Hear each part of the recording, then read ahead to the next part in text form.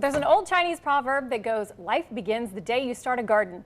That saying couldn't be any farther from the truth for our next guest. Recently named one of Southern Living magazine's 30 bloggers you should be following this year. And this Jacksonville resident is the founder of the Rainforest Garden, a blog dedicated to all things botanical. We welcome Steve Asbell to the show. Thank you so much for joining us, Yeah. Steve. So happy to have you. So the editors at Southern Living named you as someone that inspires them. Were you surprised about this? I was actually really surprised, yeah. Yeah? Did you know that they were following you? Like, how did they find you? Do you have any idea? The garden writing community is pretty tight. I mean, everybody kind of knows each other. So, I mean, that part didn't surprise me that they were following me or anything like that. I was just surprised that they actually picked me. Really? Yeah. I mean, you know, there's a lot of... You don't think you're that fantastic? Come on. Well, I think there are a lot of really good bloggers out there that, of course, I follow. But, no, I was flabbergasted. So here's a question for you. I need for you to help a sister out. Sure. How in the world did you first get interested in gardening? Because as many seasons as I always say, I'm going to get into gardening, I'm going to grow this, I'm going to do that, I ain't doing nothing. So how did you get the bug? Well, I hear that a lot too. I actually got the bug because I planted a garden for my mom when she was getting sicker because of lupus. She couldn't really leave the house very often. She couldn't walk, couldn't see as well. So I wanted to plant a garden that she could see from her window, that she could actually. Great story. You know, and I didn't really garden before that. And I originally started gardening. I said I was doing it for her, but eventually it started.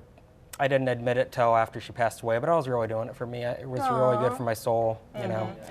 And so you started it, and then you realized, like, I really love doing this. Oh yeah. How did you know? I mean, did you just jump right into planting this garden? Did you pick up some books? Picked up a lot of books. I actually I worked full time at the bookstore then. And I picked up a ton of books, and I was real excited because I was like, oh my God, I could grow these in the backyard for her. You know, that'd be great. That always seems so easy for me, too. Yeah. And then it's like, it never works out. Right. You gotta water them. You gotta water. Yes, watering would be a good step. Yes. You're from Jacksonville, and do you think that Florida's a good place to grow stuff? It's an excellent place to grow stuff. Give me something that you just can't grow in Jacksonville at all. Are avocados I got a one? list of them. Avocados, well, if you pick a cold hardy cultivar, you can get away with it. But the thing is they get pretty big.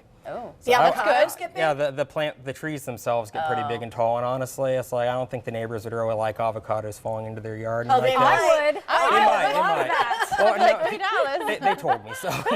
Oh, your neighbors? No, I'm sure they didn't. No, they didn't. so otherwise, it's great to grow stuff here, right? Oh yes, it's wonderful We here. have great seasons. Yes, we have kind of a mix between what gardeners up north have, where we have the cooler winters, and then we have stuff that people down south would have too. It's just kind of right in between. It's a sweet spot. Oh, so it's better to grow stuff here than down south? Oh, yeah. I think so because How we can grow Miami? Now, stuff. see, I would think the other way around. Well, we can grow things that they can't grow though. That's what's nice. I mean, Like what? I love. Well, like Kale? for example, Japanese maples. Like I mean, it's kind of marginal here, but you can actually get away with growing some Japanese maples here. Is that a tree? Yeah, it's a. I am oh, really, no. I don't know anything. You're not alone. That's where we get maple syrup No, from. you mentioned kale though. Kale is actually great for up here. It's harder for them to do down there because it is hotter or it is warmer in winter. Yeah. I'm actually still growing kale into summer because I have it in a shady spot. believe it or not, Excellent. and I'm still picking it. Yeah. So how And huge is your garden? It's small. Really? It's bigger than my last one because my last one was just a balcony. Oh, okay. But it's a small garden, But small gardens are actually great because, you can do a lot more with them, I think. So with all this great story about you planting something for your mom to see out the window, which is absolutely amazing, and even feeding your own soul, how did all of this turn into a blog? One day you just decided, I'm going to tell everybody about this, or where did that idea come from? Well, to be completely blunt, I actually couldn't afford to finish getting my degree at UNF for graphic design, and made lemons out of lemonade, and decided I wanted to design a blog, just kind of as a portfolio piece. And then I ended up enjoying writing a lot, and it was just so much fun to write, and I met a lot of great people, and I just kept going. And Now, how long have you been doing the blog? since 2009. Oh, so like you're old hat at this point, 6 years in. You've got it, right? But I've only been gardening for 7 years though. So Only. So you started the blog shortly afterwards. Yes. So you start this blog. You said you couldn't afford to finish your education. But how do you take it to a full-time job where you can actually live off of doing it and making it? Yeah, because I'm always coming across blogs and I'm thinking, how do they make any money off of it? Well, And then she'll email me saying, see, we got to do I this. do. Well, it isn't just the blog, though, because, I mean, you know, I make money, and other bloggers make money by writing for other clients. Like, for example, like I write for Burpee, for example, the Burpee Seed Company. What do you write for them? Well, for example, like what we're talking about, things that might be pertinent to people in different regions, I write everything for this area. So anybody in zones 9 and 10, which is like northern and southern Florida, I'd write for them to tell them what they should be doing at that time. Like on the Burpee website, or do they have a publication? Yeah, on their website. Really? Yeah, but that's where a lot of the jobs are now, is online. Yeah. But you've also published a book, and you're an illustrator. So the book's called Plant by Numbers. Tell us a little bit about that. Yeah, it's pretty much I wanted to write it because I wanted to show people how easy houseplants are to grow, and that if you combine them, then they actually look a lot better too. No, wait a minute. I need that. I need that. I kill every house plant, but I cannot keep one alive, so I need that. The He said he Buccaneers need wants to to have show this us- as one of their I know. samples. See, I want that class because I actually was more interested in that than the football. I was like, oh, that'd be great. The laundry, yes.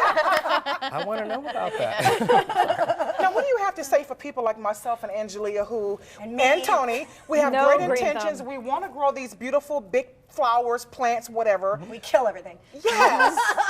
I kill everything too. I just grow No, more you things. don't. You can't kill everything. You're a blogger. You I cannot. have vegetables that are dying because I've just abandoned them. And you know, you kill plants because they don't work out. It just means that if you manage to kill a plant, then it's like, okay, I'm going to try something else.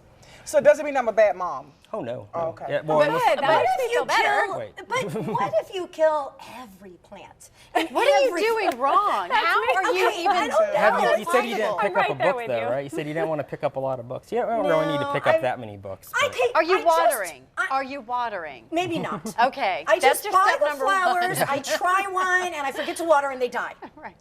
I started Just with an basic planted orchid. it in the wrong. I could you give you don't so have to many water reasons. them. It's I not you. know. It's not you. It's not not you. Oh, No. it's not you. the It's plant. me. Well, it's the plant, right? Okay. The plant's fault that it's dying. No, I just got to put it in the right spot. All right, well, and that is great that you bring that up, because we have some tips, some things that Steve is going to stick around with us, and we're going to take advantage of all of his knowledge. And we come back, he's going to tell us that the top mistakes Florida gardeners, if we can even count as gardeners, are making. And you can see if you're making these, if your thing is on the list. All right, stay tuned.